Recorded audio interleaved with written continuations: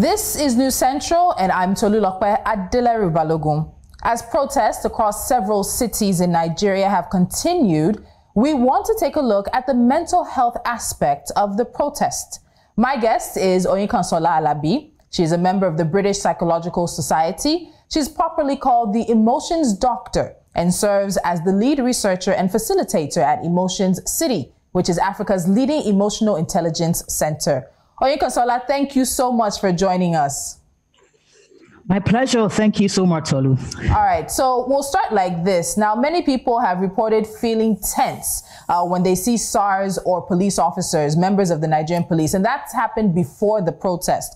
Nigerians online have shared how and what they do at times to avoid the police. Now, what do you think this says about the relationship Nigerians have with their police force? It's an interesting paradigm because I think that even before we get to the police, I think that it's the relationship an average Nigerian has with whoever is leading. So we're looking at relationship between Nigerians and their leaders, and then obviously the police force, we have been told that they're not even supposed to be called police force, maybe police service, are definitely part of it. And part of what we think should be their responsibility is preserving and protecting. So when you expect someone who is meant to preserve and protect you now become the person against you.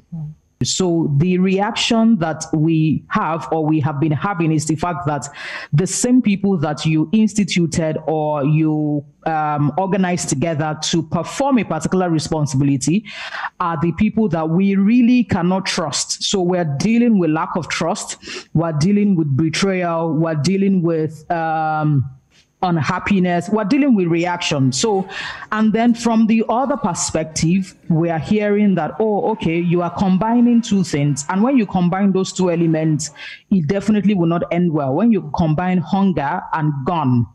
So from their perspective, they are dealing with two different elements, hunger and gun. From our perspective, we're saying, we are not the problem here. You should not be fighting us, but you can't fight above.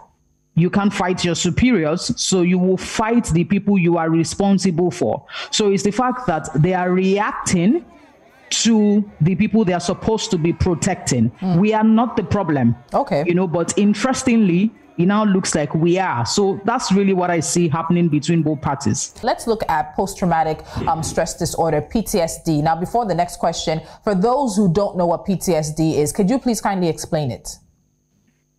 Okay, so PTSD simply means that somebody has reacted or is reacting to a particular scenario that he or she interpreted as stress. So if you interpret a scenario if you interpret it as being stressful, you would definitely experience that. And it happens to especially traumatic scenarios. So if you interpret it to be traumatic or stressful or to affect you really, you would experience that.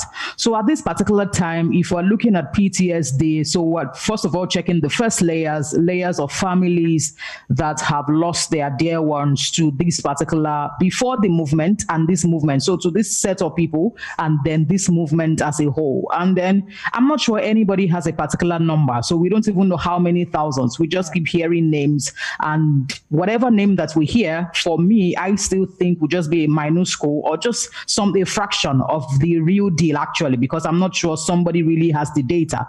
So the families are there, and then when you say the families are there, you're also talking about their relatives, and then afterwards, an average Nigerian who has experienced them. So in terms of these people who might be triggered by what we've been seeing over the past few days, what would you say to them? What advice would you give families and individuals in this situation where they're triggered by the conversations being had, the pictures and the stories being shared?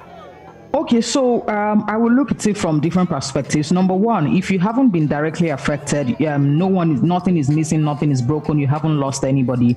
Please, if you can switch off your data, like just fumigate your social life, just get off social media if possible. Like just retreat, take a break for about a day, some couple of hours. Just feed yourself with what you really enjoy listening to. It may be difficult because the few people that I've spoken to, when I say few, actually, sincerely, they're not less than 100. And then even during the conversations, one thing is very constant is the fact that all of us are in this together. Even though we're still trying to focus on work, we're still in this together and we feel this, so the first thing is to retreat and, just be at peace. So whatever you have to do off social media, please get it done. If you have been affected directly, family members, friends, anybody that you know, or you yourself, please reach out for help. There are organizations who are giving out free therapy now. It is costing them money. So every time you hear free therapy, somebody is paying for you, or some group of people are deciding to just be a part of that movement, So please reach out. I think you should take advantage of this, because I'm not sure if this will be available, after this particular movement. Everybody has to start focusing on their money. Okay, so let's get back a bit to the protesters. Now, you've talked about the fact that even if you're not affected directly, but you're so much taking in the emotions and the feelings around these protests that maybe unplug for a day or two, back off of social media for a while. But besides that, those who might be on the front lines, who are consistently there, those feeding people, cleaning up, those protesting, what feelings do you think people should be on the lookout for? Feelings that might consist of anxiety or a sense of hopelessness. What should they be on the lookout for that would really spur them to sort of step back? Okay, I honestly would suggest to frontliners that if possible, they should go on something called a shift, like they're rotating. So if you're on duty today, can somebody take over tomorrow? Because I'm not sure if it will be kind for one person to keep being on the streets daily. I think that all of us need a particular time to refuel, and to get ourselves together. So if you're a frontliner, you will most definitely be affected by anxiety, panic attacks, and that would mean that you're always paying attention to the opposing forces or any level of distraction, because the reason why you are there is to preserve others, but you have to be preserved also. So those two factors must work together. So anxiety and panic attack. And then when you also get home, you may be talking about body pain, because I've seen people complain about their feet, I worked, I trekked, and then some level of safety also. I've heard things about logistics, here and there. So one good thing that I can say is that if you're a frontliner, if you have the option of rotating, one day off, one day on, I think that would be good, so that you have a day to distress and evacuate your soul and just replug with your sense of self. But if you cannot rotate, what I would suggest is that every night, please distress on someone. So have like 1, 2, 3, 4 people, 4 of your friends, people in your corner, people who love to see you succeed, a therapist, whoever. Just have somebody you can distress on. So let's come back to the police, as I said we would earlier. Now, there have been many people who have called for police officers, and not just those in special divisions, to undergo psychosocial evaluations. From your perspective, what would this look like for men and women intending to join the Nigeria police force? Okay, so I think that, yes, the psychosocial evaluation is good, where we're checking for their emotional stability and mental health. But I think that's the first step. I think we should keep doing this monthly, if you ask me, because if you recruit and they're well, how are we so sure that in our balance, power has not changed hands by 2 or the 3rd month? If you reach out to anybody in the mental health space who has capacity for employee assistance and all of those things, yes, we can put that together for them. So it's a policy that we can pass.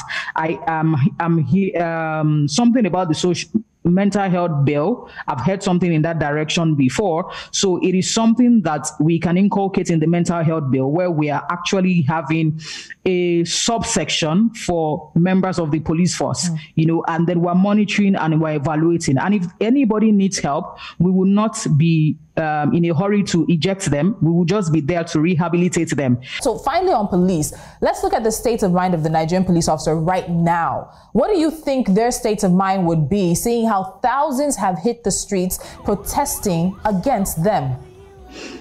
Okay, so I would think that they would align with whoever is feeding them. So if we decide to be their sponsor, they will be on our side, even though they may not show it. You just see that to some extent they are with you, eating your food, playing and gisting.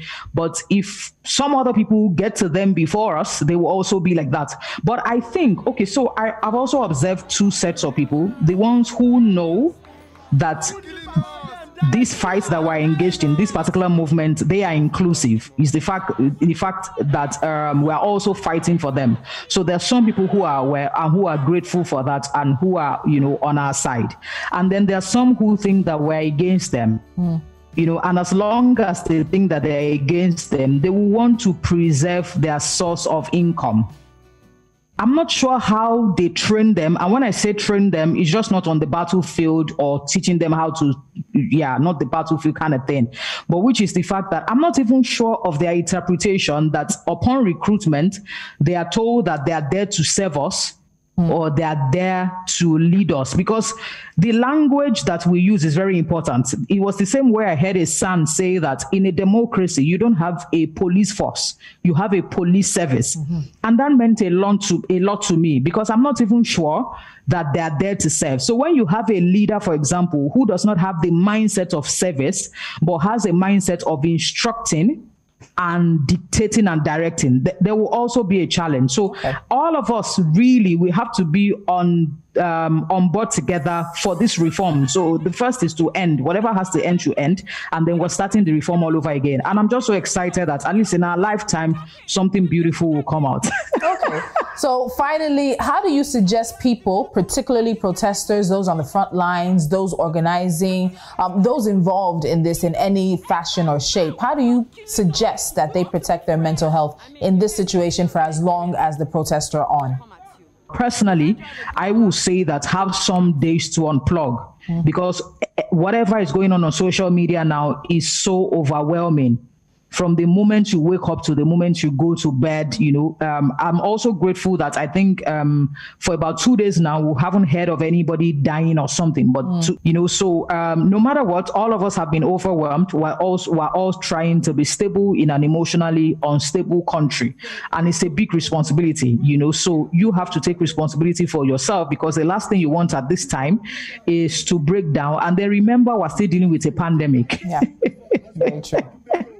We're still dealing with a pandemic, so we just have a handful of things going on right now. We can't just be on a protest mindset all through, because I think that everybody will just be overworked. And when you are overworked, if you're not careful, emotions will run high.